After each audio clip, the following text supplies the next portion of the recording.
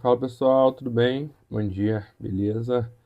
Cara, queria falar hoje com vocês sobre o New Deal do Franklin Roosevelt nos Estados Unidos, que é um tema também pouco conversado no Brasil. A gente já fala rapidamente na escola, pelo que eu me lembro, mas é bem interessante. Então, vamos lá. Os Estados Unidos estavam quebrados, a economia desabou, milhões perderam emprego, bancos faliram, fazendas fecharam, famílias inteiras tiveram de abandonar suas casas.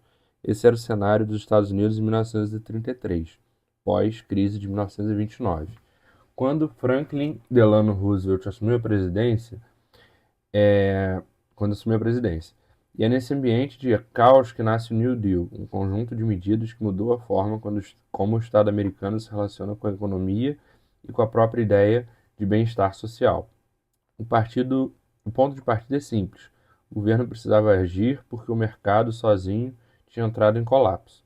Roosevelt chega com aquela frase que virou marca registrada: a única coisa que devemos temer é o próprio medo.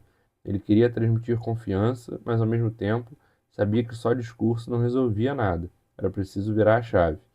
Então começa a primeira onda de ações, chamado First New Deal, primeiro New Deal, entre 1933 e 1934. A prioridade era estancar a sangria. A crise bancária exigia resposta rápida e o governo declara um feriado bancário, fechando temporariamente os bancos para reorganizar as instituições saudáveis e liquidar as que não tinham salvação. Ao mesmo tempo, cria a FDIC, uma agência para garantir depósitos bancários.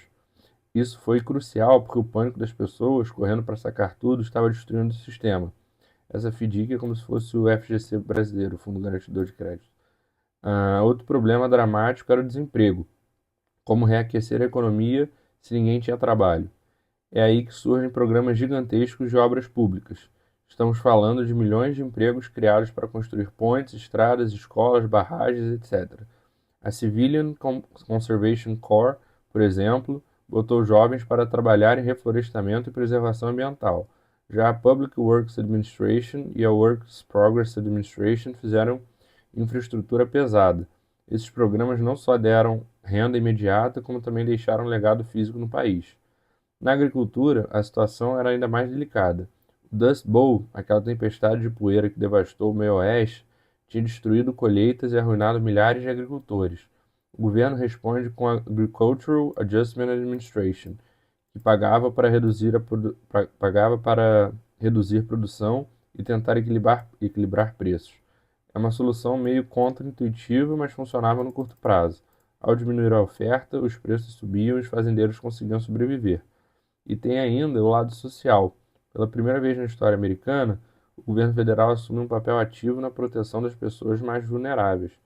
Surge a ideia de programas de assistência direta que ajudavam famílias sem renda. Isso vai evoluir depois para algo ainda mais robusto. Só que o First New Deal, o primeiro New Deal, apesar de impactante, hum, era só o começo. Entre 1935 e 1938, vem o Second New Deal, o segundo New Deal, que aprofunda a transformação. Aí entram duas peças-chave: o Social Security Act, a Lei da Seguridade Social, e o Wagner Act, a Lei Wagner, que lá eles têm o costume de colocar nos Estados Unidos o nome do congressman, né, do senador, do deputado que fez a lei, como nome da lei. O Social Security, a Lei de Seguridade Social, cria aposentadoria, seguro-desemprego, proteção para idosos e pessoas com deficiência. É literalmente a base do Estado Social americano. A Wagner Act, por sua vez, fortalece sindicatos e garante direitos de negociação coletiva. Isso muda completamente a dinâmica do poder entre trabalhadores e empresas. Outra iniciativa marcante é a TVA, a Tennessee Valley Authority. Era uma, era uma região pobre, isolada, sem eletricidade. O governo investe em barragens, energia e modernização. A TVA virou símbolo de como políticas públicas podiam transformar regiões inteiras. A região que era pobre, isolada e tal, devia ser a região do Tennessee Valley, que eu não sei exatamente onde é que fica, mas com certeza fica no estado do Tennessee, no sul dos Estados Unidos. Agora é importante entender que o New Deal não é unanimidade. Na época foi atacado pelos dois lados. Conservadores diziam que era intervenção excessiva que o governo estava virando gigante, já setores mais à esquerda achavam pouco, que Roosevelt deveria ter ido além e nacionalizado bancos e grandes empresas. A Suprema Corte chegou a barrar algumas leis, gerando tensão política séria. E tem outra questão: o New Deal não resolveu completamente a Grande Depressão. Ele mitigou, estabilizou, criou empregos, restaurou confiança, mas o desemprego continuava alto. A virada decisiva só vem com o esforço industrial da Segunda Guerra Mundial. Mesmo assim, o New Deal deixou uma marca profunda e permanente. Mudou mentalidades, ampliou o papel do governo, consolidou direitos trabalhistas, estruturou redes de proteção social e redefiniu o que se espera de um Estado moderno. E por que isso importa hoje? Porque o New Deal virou referência. Toda vez que o mundo enfrenta crises, como a de 2008 ao pós-pandemia, alguém resgata o debate sobre qual deve ser o papel do Estado, quanto estímulo econômico é necessário, como combinar crescimento com proteção social.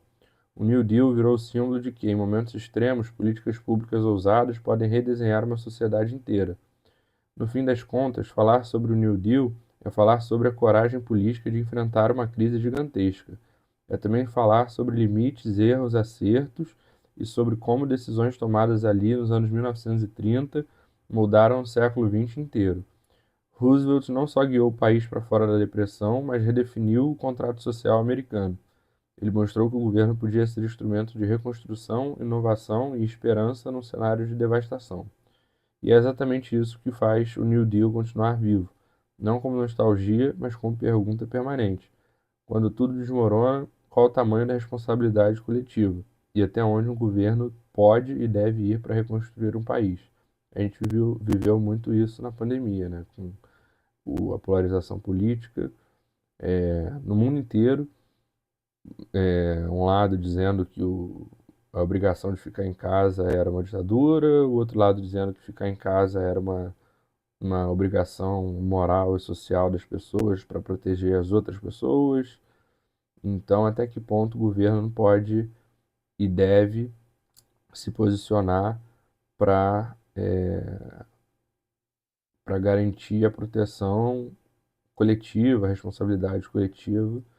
Então, o New Deal foi essa sementinha lá nos Estados Unidos, de onde tudo começou, né? O estado de bem-estar social americano, que começou antes da Segunda Guerra e então, na verdade, antes do estado de bem-estar social europeu que a gente conversou no outro vídeo.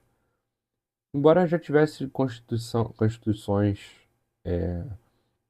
mais ligadas ao bem-estar social na Europa até antes dos anos 20, mas isso fica para outro vídeo. E é isso, pessoal. Espero que vocês tenham gostado. Até a próxima. Um abraço.